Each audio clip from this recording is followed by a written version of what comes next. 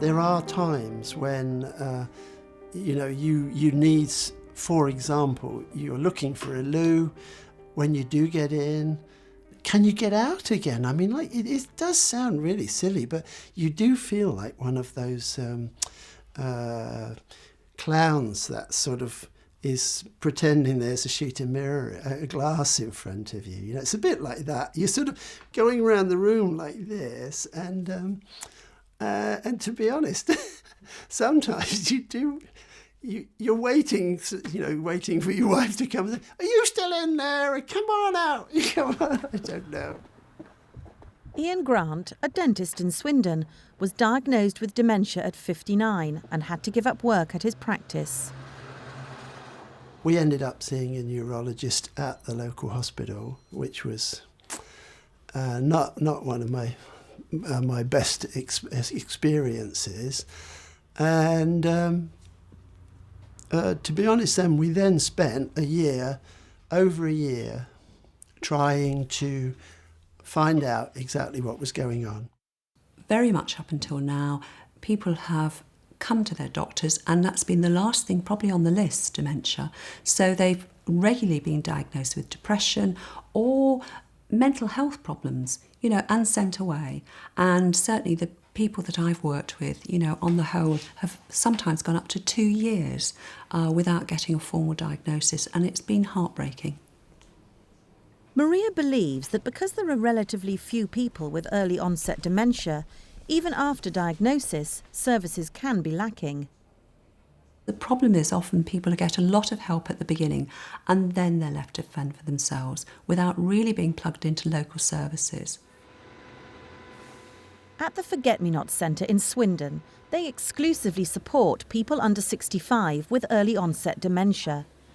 Funded by Avon and Wiltshire Partnership NHS Trust, people are referred through their GP or older mental health services. What time are we going? About 11 o'clock. Linda's just phoned and she's just leaving. She'll be about half an hour. The understanding in society is it's a disease of old age.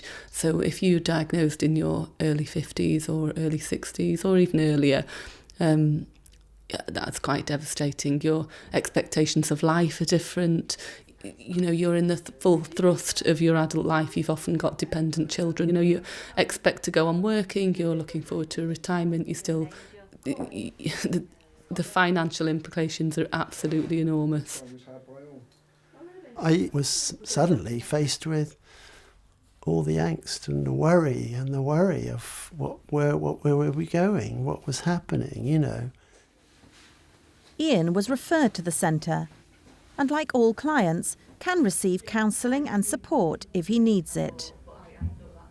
You don't look like you've got an illness, you look perfectly normal, and therefore people expect you to be able to function. And, that's very hard for people to contend with.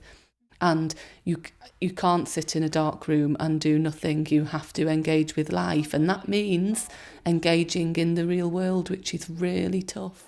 It is just a bit confusing, finding the places I wanted to go to. It is quite, and there's... and the other thing... You can't necessarily tell people how to live a better life. For a while, you have to do it with them. So, for example, if somebody is really scared and living at home and hasn't gone out for ages because they've had a terrible experience in the shop and they can't get the bus anymore, then actually they can find their way to the shop, but you have to do it with them. Every single thing needs to be broken down into very small tasks and practised a lot. So that's a big message for services, I think, because it's not about sitting in a clinic room. You can only help people and show them the way by doing it with them for a while. George, press that one down. Thank you very much. With rehabilitation in mind, individuals are encouraged to take on simple tasks, like making a picnic for their regular sailing trip.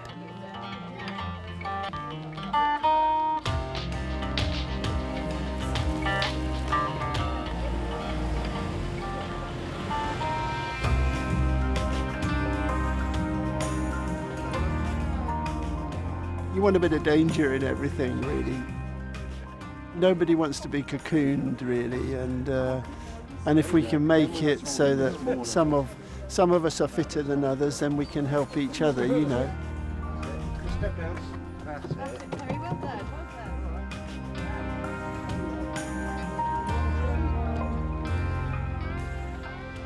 Sandy Reed found out she had dementia at age 58. They said to me, "Oh yes, there's something wrong." And after that I was just sent home, and there was nothing, no follow-on straight away or anything. You know, to be told that you've got something and then left, it's horrible. And it got to the stage where I'd just sit in the house and draw the curtains. And I think the depression was set in then, and Linda came along and said, "Would you like to start at Forget-Me-Not?" And I thought, I'll give it a try, but I won't stay. We're trying to look professional. It's such an invisible illness, and people are so shamed about describing their difficulties, that to be in an environment where they can do not just ordinary things but great and amazing things is transformational, actually, and it enables people to take the lead, to take responsibility where they can learn each week to do a little bit extra. So, you know, how lovely to go home and have something to talk about, actually. Come on. There you go. Off the boat. It was a challenge for me because of the water, but I thought, come on girl, the rest of them can do it. You show them you can do it. Okay. I'm dead. You're all right. I'm nearly dead. Sit. So I got in there and it was really good. It was really good. Look, I've got hold of my string. I try anything, I'm afraid. I'm a bit of a risky person. People with dementia who are under 65 are often really quite physically fit. So being able to get somewhere in which you have a physical regime, you know, you enjoy activities, you get involved with other people, peer support is absolutely crucial. You know, being in touch with other people who share the same diagnosis can make such a deal of difference, because you don't feel marginalised anymore and you certainly feel included. Excellent, excellent. That was quite energetic, the paddling, and I think you've heard everybody laughing all the time. So it's a great day, you know, and my wife knows where I am, but she can do what the hell. There may be some doors opening in terms of social care personal budgets. Obviously, the younger person with dementia would have to be eligible for that budget, which means they would have to have critical care needs, possibly living by themselves and having other severe needs. But the possibility is there, and I'd have thought this group is very, very well set up for taking advantage of the social care personal budgets.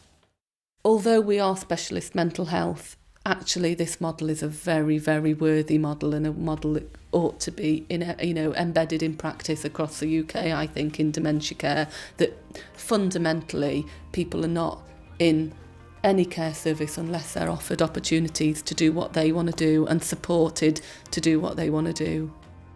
They don't want things taken away from them. They want to be empowered to do whatever it is and to take the risks that make life worth living. It's a different life, but it's a good life. It's a good life we've got at the moment at the club. In fact, it's quite wonderful. Best carers in the world.